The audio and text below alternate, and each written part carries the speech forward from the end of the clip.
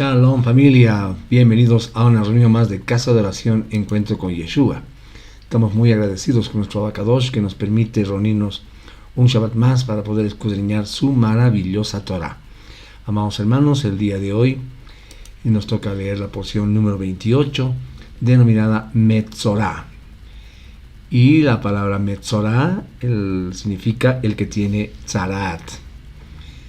Como de costumbre, los invitamos a que se pongan cómodos, tengan a mano sus escrituras, sus Biblias y su cuaderno de apuntes para poder ir con nosotros siguiendo los versículos que vayamos leyendo. Amén. Muy bien, mis amados hermanos. Sin más preámbulo, entonces nos vamos a ir a comentar algo sobre esta porción. Amados hermanos, Elohim ha puesto su morada entre los hijos de Israel, ¿verdad? Su presencia santa requiere que los hijos de Israel vivan una vida santa, Kadosh. El santuario terrenal puede ser contaminado por medio de las impurezas rituales de los hijos de Israel, ¿verdad? Y para evitarlo, ellos necesitan conocer todas las normas acerca de lo que produce impureza y cómo ser libres de ella, ¿verdad?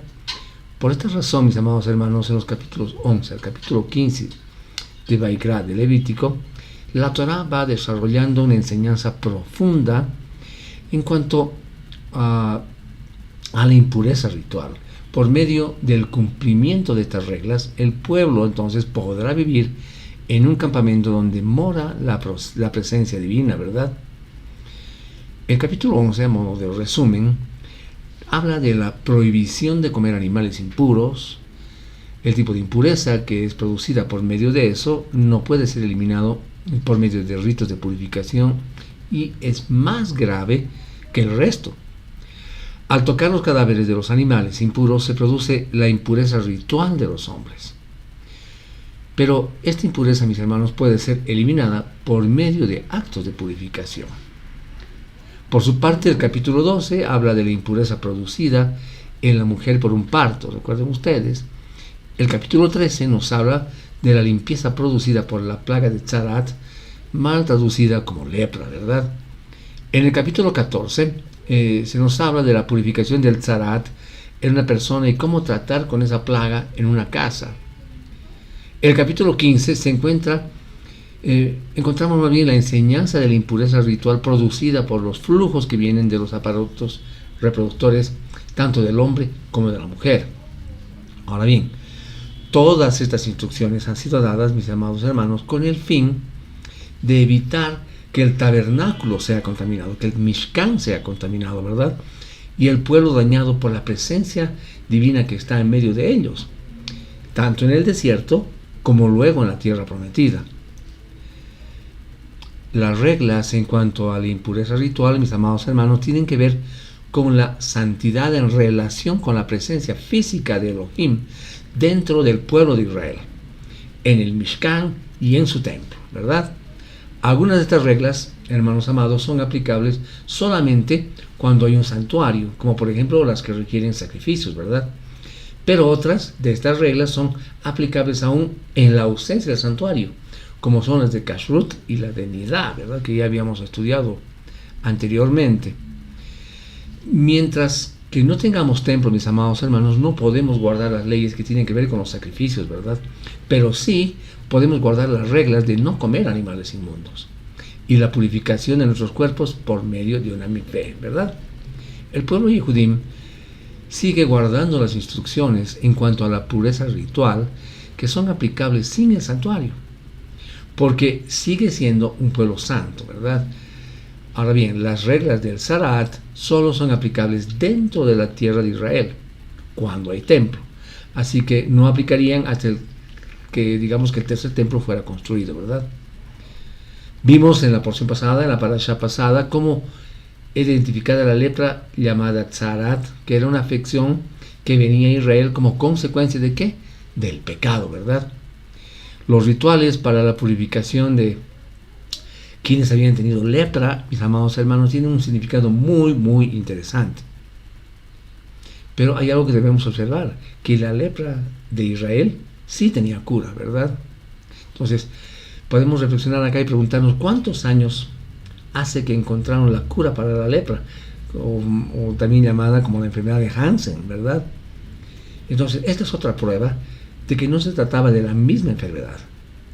Entonces, amados hermanos, los invito a que analicemos juntos el ritual de limpieza de la lepra para que descubramos el hermoso mensaje que encierra. Amén. Bien, mis amados hermanos, con esta breve introducción, los invito a acompañarnos y a ponerse cómodos. Amén. Bien, vámonos entonces directamente a las Escrituras. Bien, ahí tenemos la porción número 28, Metzorah. Vemos que dijimos que significa el que tiene tzarat. La base bíblica está en el libro de Vaikra, Levítico, capítulo 14, verso 1, hasta el capítulo 15, verso 33. Muy bien, comenzamos a leer entonces los versículos del 1 al 3. Atentos entonces. Y dijo, y Adonai habló a Moshe diciendo, esta será la ley referente a la persona afligida con tzarat en el día de su purificación. Será traído al Cohen, al sacerdote. Y el Cohen, el sacerdote, irá fuera del campamento y lo examinará allí. Si él ve que las llagas del tzarat han sanado en la persona afligida. Amén. Ok, entonces vemos acá que el primer paso para un individuo que estuvo impuro porque es cuestión de tzarat y sea aceptado nuevamente en el campamento, dice que haya sido visto por el Cohen y confirmado de su limpieza, ¿verdad? Entonces, él es quien determina que realmente ha sido sanado. El tzarat, hermanos, como dijimos, es una tipología del pecado. Era solo por medio de un milagro de Yud-Heh Vav-Heh que éste podía ser sanado. Ahora bien, hermanos, aplicando esto a nuestra realidad, a la época actual que estamos viviendo, tenemos a nuestros pastores, ministros puestos por Elohim, que están sobre nuestra vida, ¿verdad? Como aquellos que a través de la administración directa y el velar sobre cada miembro de la Kehilá, estamos para eso, ¿verdad? Cuidan espiritualmente el rebaño que Yud-Heh Vav-Heh, con el único propósito de que ninguna plaga caiga sobre alguien, pero exhortando a la obediencia, al buen juicio de la Escritura y al excelso trato de amor y comunión entre hermanos. Es muy importante. Recordemos el ejad que Mashiach anhela de nosotros, mis amados hermanos. Acompáñame a leer el capítulo 17 de Yohanan, el versículo 37 al 39. Y dice, Yohanan, Juan 17, 37, 39. En el último día, el día grande de la fiesta, Yeshua se puso de pie y alzó la voz diciendo, si alguno tiene sed, que venga a mí y beba. El que cree en mí, como dice la Escritura, ríos de agua viva correrán de su interior. Esto dijo acerca del Ruach que iban a recibir los que creyeran en él, pues todavía no se había dado el Ruach, porque Yeshua aún no había sido glorificado. Por su parte, Tehillim, Salmo 133, del 1 al 3, nos habla algo hermoso también, ¿no? Cuando dice, canción de las subidas de David. Miren, dice este versículo, este capítulo, cuán bueno y cuán agradable es que los hermanos vivan en armonía. Es como aceite fino sobre la cabeza, que descendía hasta la barba de Aarón, que descendía hasta el ruedo de su vestidura, como el rocío del Hermón, que ordenó Yud-Heh Vav-Heh, la bendición, la vida eterna. Hermanos amados, a manera de ejemplo, podemos recordar el episodio de Miriam, ¿verdad? La hermana de Moshe. Si retrocedemos un poco a Bamidbar, Números, capítulo 12, versos 1 y 2, Números 12, 1 y 2, leemos, cuando estaban en Hatzerot, Miriam y Aarón hablaron contra Moshe por motivo de la mujer cushita con la que se había casado. Se casó con una mujer cushita, además decían, solamente por Moshe ha hablado Yud-Heh Vav-Heh, no ha hablado por nosotros también, pero Yud-Heh Vav-Heh, Yahweh, lo oyó. Amén. Vamos a leer versículos del 4 al 7. 4 al 7, muy bien. Entonces el Cohen, dice, ordenará que 2 aves vivas sean llevadas para ser purificado, junto con madera de cedro, hilo escarlata y hojas de orégano. El Cohen ordenará sacrificar una de las aves en una olla de barro sobre agua corriente. En cuanto a la ave viva, Él la llevará con la madera de cedro, hilo escarlata y hojas de orégano, y los mojará con la sangre del ave sacrificada, y todo lo sumergirá en agua corriente. El verso 7 concluye diciendo, y rociará a la persona que va a ser purificada del Tzaraat 7 veces. Después dejará que el ave viva en libertad en un campo abierto. Bien, ¿qué vemos acá? Este ritual debía ser hecho como parte de la purificación, ¿verdad? Lo que nos muestra que no hay purificación sin un sacrificio, ¿verdad? O en otras palabras diríamos que no hay redención sin derramamiento de sangre, ¿verdad? En nuestro tiempo, como dijimos al principio, al no tener Mishkan, tabernáculo, el Beit HaMikdash, el templo, o un sacerdocio levítico, no hay, ¿verdad? Lo que sí permanece vigente son los sacrificios que nos corresponde a nosotros realizar, es decir, morir al ego, comer sano como nos indica la Torah, ¿verdad? Y permitir que Yeshua gobierne nuestras vidas. Rav Shaul, mis amados hermanos, en Romanos 12:1 nos dice que les ruego por las misericordias de Elohim que le ofrezcan sus cuerpos como sacrificio vivo, consagrado y agradable a Yud-Hei Vav-Hei, como su culto racional. Entonces, presentamos, hermanos amados, ofrendas de olor grato al Eterno por medio del tiempo devocional, ese momento que tenemos de estudio constante de la Escritura todos los días, leyendo las parashas, las aliyahs de la Torah, pero principalmente también en oración, en un encuentro íntimo con Yeshua, que también es el nombre de nuestra casa de oración, ¿verdad? Pero también lo hacemos mediante el compromiso con la obra, tanto en el servicio como en la parte financiera. El interés por el bienestar de la comunidad donde Yud-Hei Vav-Hei nos ha puesto, intercediendo por las necesidades, siendo accionados a través de lo que llamamos la justicia o caridad, ¿verdad? En hebreo, la tzedakah, que también hacen parte de esas ofrendas de olor grato a nuestro abacadosh. Entonces, todo tiene que ser sazonado con la obediencia y con amor. Por otra parte, vemos que Yeshua no cuestionó ni se opuso al orden ritual, puesto que era y es mandamiento de la Torah, ¿verdad? Por el contrario, mandó a cumplirlo como ejemplo vivo y defensor de los mitzvot, es decir, de los mandamientos, ¿verdad? Algo que es muy importante es saber que esos actos milagrosos deben estar registrados una vez que se daba la purificación. Lucas 17, 11, 14 habla y dice, una vez cuando iba hacia Jerusalén, pasaba por Shomron y por Galil, o sea, por Samaria y por Galilea, cuando entró en una aldea, le salieron al encuentro 10 hombres leprosos, los cuales se pararon de lejos y alzaron la voz, diciendo, Yeshua, Maestro, ten compasión de nosotros.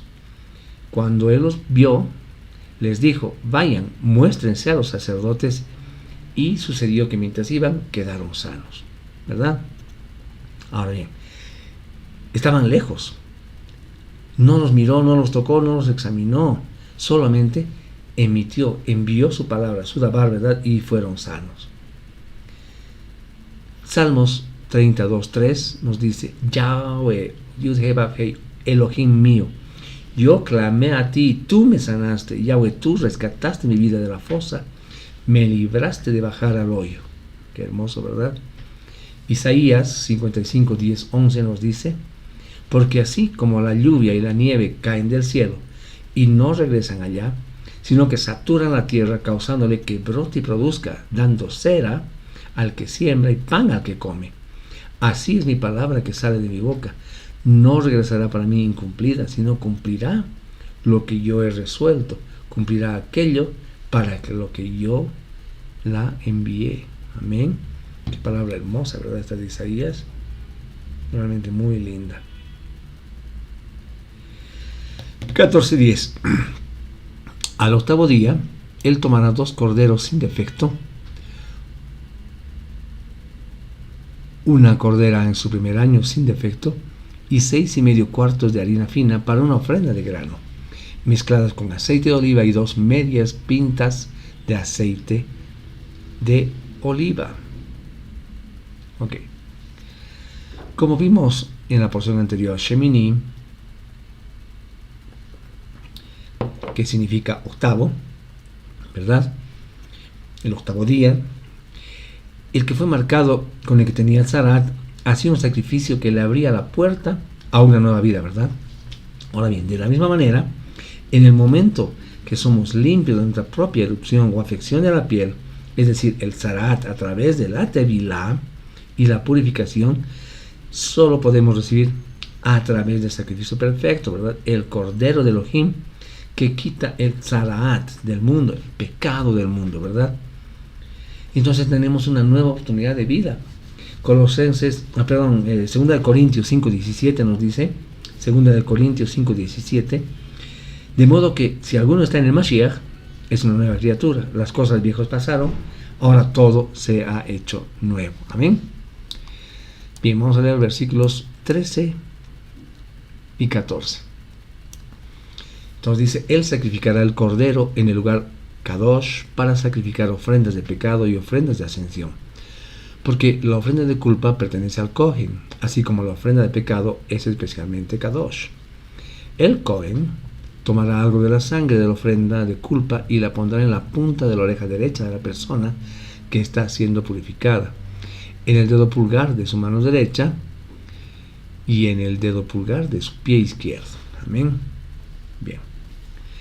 Entonces acá vemos que lo concerniente a la sangre del sacrificio se hacía con el fin de purificar y santificar a la persona, ¿verdad?, sobre la cual se impartía En este caso, esta sangre era aplicada en 3 lugares específicos, ¿verdad?, como hemos visto, con significados espirituales también específicos. A ver, analicemos uno por uno estos 3. El cartílago de la hoja derecha, de la oreja derecha. Esto hace alusión a lo que escuchamos, ¿verdad?, a lo que la Escritura nos exhorta. Por ejemplo, Salmos 85:8, ¿qué nos está diciendo? 85:8 nos dice, escucharé lo que va a decir él, Yahweh, porque prometerá bienestar a su pueblo, a sus fieles, para que no vuelvan a hacer locuras. Por su parte también podemos leer 2 Timoteo 4:3-4, que nos dice, porque vendrá el tiempo cuando no soportarán la sana doctrina, más bien, teniendo comezón de oídos, amontonarán para sí maestros conforme a sus propios deseos, y a la vez que apartarán sus oídos de la verdad, se volverán a las fábulas. Entonces, podemos decir de esta primera parte del cartílago de la oreja derecha, es que tenemos que tener mucho, pero mucho cuidado con lo que escuchamos, con lo que oímos, ¿verdad? El segundo detalle es el pulgar de la mano derecha. Y esto hace alusión a nuestras acciones, amados hermanos. La mano derecha es señal de autoridad y poder, ¿verdad?, representando así las acciones que hacemos conscientemente como hijos de Yud-Heh Vav-Heh. Melech David en Salmos 24:3-4 nos dice, ¿quién puede subir al monte de Yud-Heh Vav-Heh? ¿Quién puede quedarse en su lugar santo? El que tiene manos limpias y corazón puro, que no ha dedicado su vida a cosas vanas, ni ha jurado con engaño. Amén. Entonces, una de las cosas que nuestro Abacadosh aborrece, hermanos amados, es la mano derramadora de sangre inocente. Si vamos en este punto también a Proverbios, a Mishle 6:16-19, aquí leemos que dice que 6 cosas detesta Yud-Heh Vav-Heh. 7 son una abominación para él, una actitud altiva, una lengua mentirosa, manos que derraman sangre inocente, una mente que fragua planes malvados, pies prestos para correr a hacer el mal, un testigo falso que testifica mentiras y uno que provoca discordias entre hermanos. Entonces, hermanos amados, acá podemos rescatar la enseñanza de que tenemos que tener mucho, pero mucho cuidado con lo que hacemos. Primero vimos que teníamos que ser muy cuidadosos con lo que escuchamos, y ahora es lo que hacemos, ¿verdad? Muy bien. Y el pulgar del pie derecho hace alusión a nuestro caminar, a nuestros caminos, ya que podemos recurrir a una enseñanza de Yeshua en Mateo 7:13-14, que nos dice, entren por la puerta estrecha, porque ancha es la puerta y espacioso el camino que lleva a la perdición, y son muchos los que entran por ella. Pero qué estrecha es la puerta y qué angosto el camino que lleva a la vida, y son pocos los que la hallan. Entonces, podemos rescatar de esto que tenemos también que tener mucho cuidado por dónde caminamos. Entonces, recapitulando, tenemos que tener cuidado con lo que escuchamos, con lo que hacemos y por dónde caminamos. Amén. Bien. Al 21. Si él es pobre, que no puede económicamente para tanto, él tomará un cordero como ofrenda de culpa para ser mecido, para hacer expiación para él. 2 cuartos de harina fina mezclados con aceite de oliva para una ofrenda de grano. 2/3 de pinta de aceite de oliva. Bien. Ahora, acá vemos que el hecho de ser pobre no implicaba no tener la oportunidad de obedecer a Yud-Heh-Vav-Heh. Había establecido una ofrenda especial para los pobres. Esto, hermanos, nos muestra que no es ni nuestra posición social, no son nuestros títulos, no son nuestros recursos económicos los que hacen la diferencia delante de nuestro Abacadosh, sino, mis amados hermanos, el corazón que tenemos cada uno de nosotros.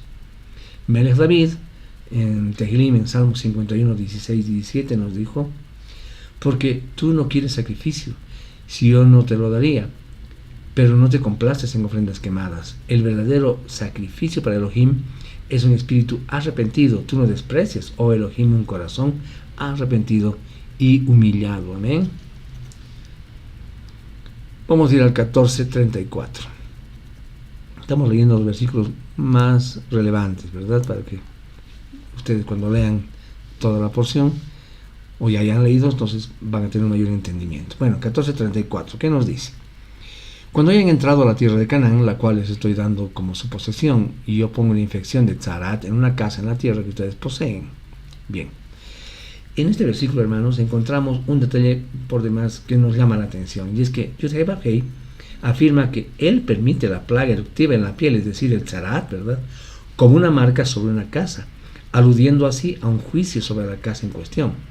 Entonces, hermanos, la labor de un líder de cada hogar, el sacerdote de cada hogar, es velar porque todos los miembros de su familia, y aun si no son familia, pero comparten el mismo techo, estén en completa obediencia a la Torah. Esto es muy importante, para no ser marcados por la maldición de la desobediencia y el pecado. Wow, esto realmente es importante, mis amados hermanos. 45.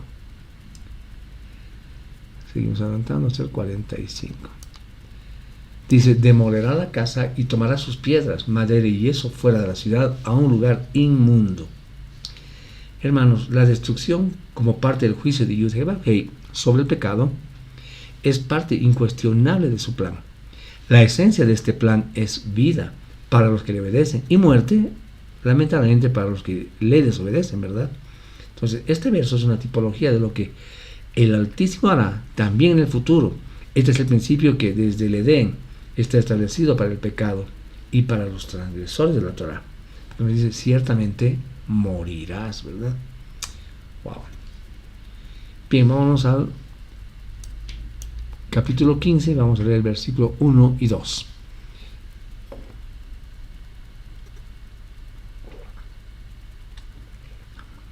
Amén. Y Adonai habló a Moshe y a Aarón diciendo: digan a los hijos de Israel, cuando cualquier hombre tenga emisión de su cuerpo, la emisión es inmunda. Okay. La palabra flujo o emisión, acá en realidad, en hebreo se dice thob, con Z, thob, que está en el Strong 2101. ¿Qué quiere decir literalmente flujo seminal o menstrual o destilar? Entonces, esto se refiere a cualquier flujo que tenga la persona, no solamente menstrual o seminal, sino de cualquier tipo. Aunque en este caso particularmente se especifica que es el del hombre. Entonces la palabra impuro, sabemos, recordemos, se dice tamé. Y tamé está en el Strong 2931, que quiere decir impuro en el sentido religioso, ¿verdad? Entonces acá se nota claramente que la impureza no está en la persona, sino en su flujo. ¿No ven? Muy bien, vamos a abordar un poco de este tema un poco más adelante. 4. En toda cama que la persona con flujo se acueste es inmunda, y todo el que sobre ella se siente es inmundo. Ok, entonces en el flujo, como vemos, lo que hacía impura la cama, y era precisamente la cama la que hacía impura a la persona que se acostaba en ella. Siguen, ¿verdad?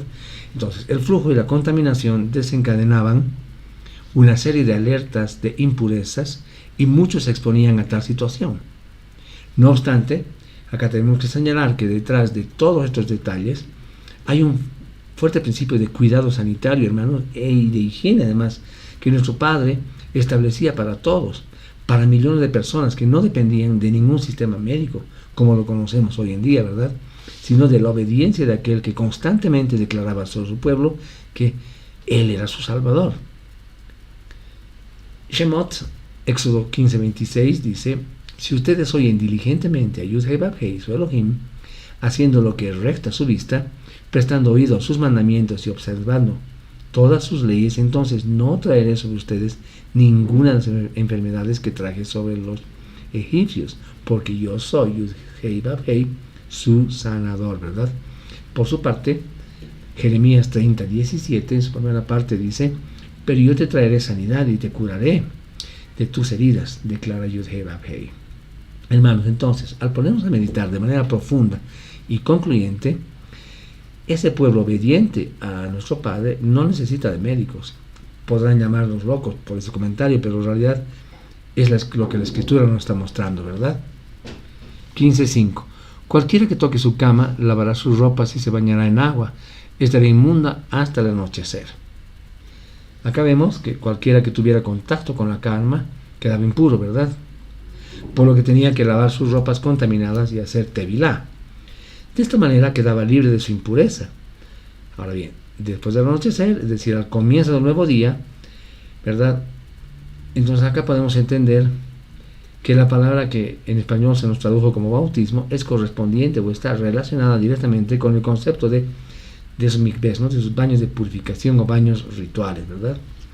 Entonces, lo señalado nos da el entendimiento que son normales y de carácter permanente las inmersiones para el pueblo de Israel, ¿verdad?, del Eterno. ¿Ok? Muy bien. 15:13. Cuando una persona con un flujo se haya librado de él, contará 7 días para su purificación. Entonces lavará sus ropas y se bañará en agua corriente. Después de eso estará limpia. Bien. El rito de limpieza para el estado de Tamé, ¿no?, contaba, como hemos leído, con 7 días de purificación.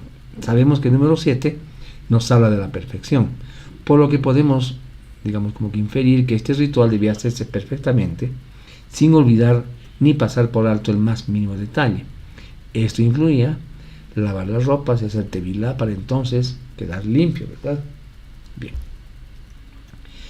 Con respecto a este tema, nosotros entendemos en el ministerio y hacemos nuestro un comentario de una maestra que se llama Liliana Hunter, que nos dice respecto a este versículo que en la porción anterior aprendimos que la Torah nos enseña claramente que no todo lo que el Padre Eterno creó es para nuestro consumo, aunque sea apto para el consumo de las demás personas de la tierra, ¿verdad? Recordemos que Yahweh quiere un pueblo santo, que quiere decir apartado, diferente. Entonces, gran parte del problema para entender este concepto, especialmente en nuestra mentalidad cristiana, es la desafortunada interpretación que los traductores de las Escrituras hicieron, ¿verdad? Particularmente las palabras tamé y tahor. En nuestras Escrituras, y esto ya lo hemos comentado en alguna otra porción, ¿verdad? Estas palabras aparecen como traducidas como limpio y sucio. Entonces la idea que tenemos de limpio y sucio está directamente relacionado con esa posibilidad de lo que es sucio se puede de alguna manera limpiar. Por ejemplo, es la idea de que el cerdo, marrano, como se llama en sus países, chancho, por ejemplo, considerado sucio por el Padre, si hoy es alimentado de una manera adecuada y se baña, o sea, lo limpiamos, entonces ya queda limpio.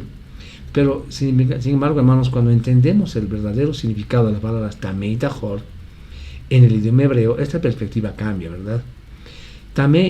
Tahor y tamé son dos rivales diferentes de estar frente al Santo de Israel. Esto ya lo hemos comentado en la anterior porción. Tahor, traducido como limpio, es una descripción de lo que es aceptable para ser imagen de Yahweh, ¿verdad? Todo lo que es tahor pertenece al carácter de Yahweh. el amor, la bondad, la misericordia, la santidad, etc. Todo esto pertenece a nivel Tahor, porque es lo que caracteriza a nuestro Abacadosh. Por su parte, Tamé, que es traducido como sucio, son cosas que no son aceptables ni aprobadas por nuestro Abba, porque no son parte de su carácter, y practicarlas nos alejan de la imagen de él. La muerte, el pecado, el odio, la maldad, las envidias, etcétera, etcétera, son cosas Tamé, porque no representan el carácter de nuestro Padre Santo, ¿verdad?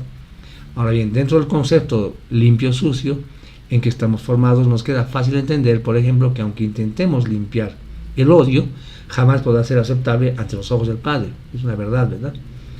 Entender entonces el concepto nos va a ayudar a comprender no solo los mandamientos que encontramos en las porciones anteriores que vamos estudiando de la Torá, sino también a lo largo de toda la Escritura, y comprender de una vez que Yud-Heh-Vav-Heh es el mismo ayer, hoy y por los siglos, ¿verdad? Es decir, su carácter no cambia.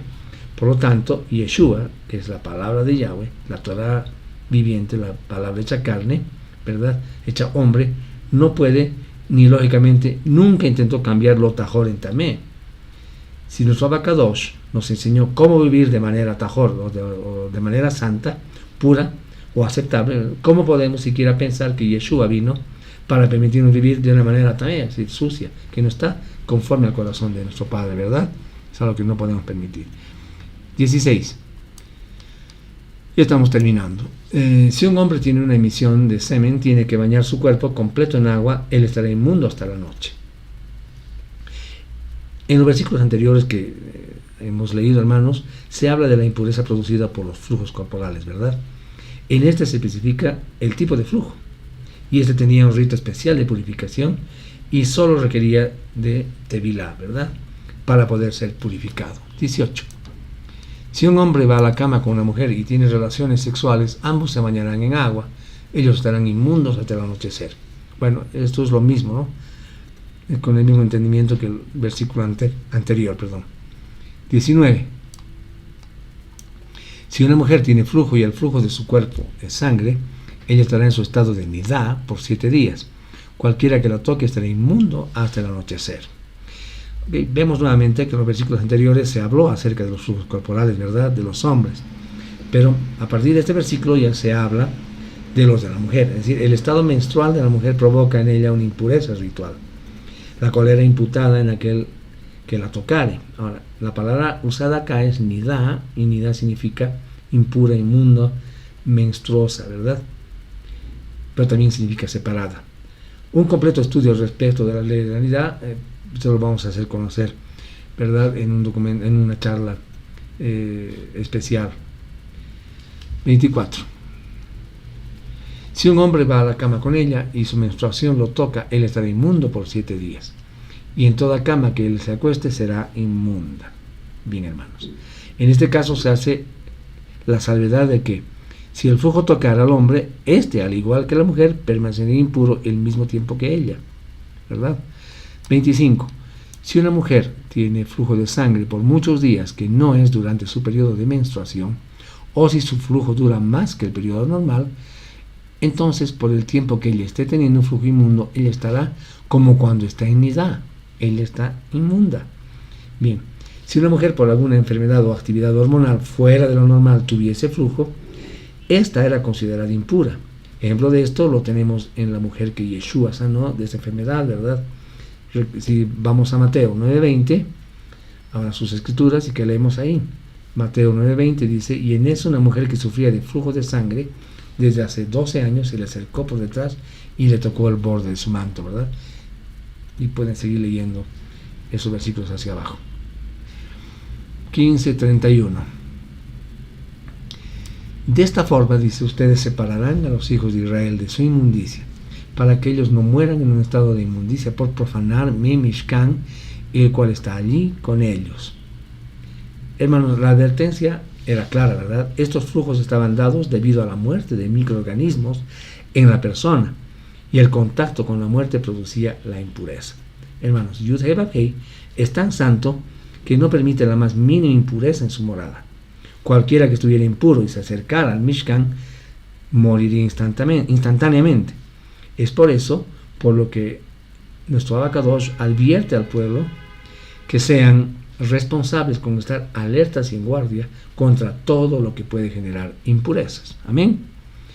Hermanos amados, la porción de esta semana, Metzorah, encontramos los mandamientos del 173 al 183 de los 613 que se encuentran en la Torah. Amén. Bien, amados hermanos, con esto habríamos concluido la lectura de la porción de esta semana, número 28, Metzorah. Agradeciéndole a nuestro Abacadosh, a nuestro Padre Eterno, habernos reunido un Shabbat más, ¿verdad?, para poder escudriñar su maravillosa Torah, pidiéndole que si está en su misericordia, en su amor, pueda brindarnos un reencuentro la siguiente semana. Amén.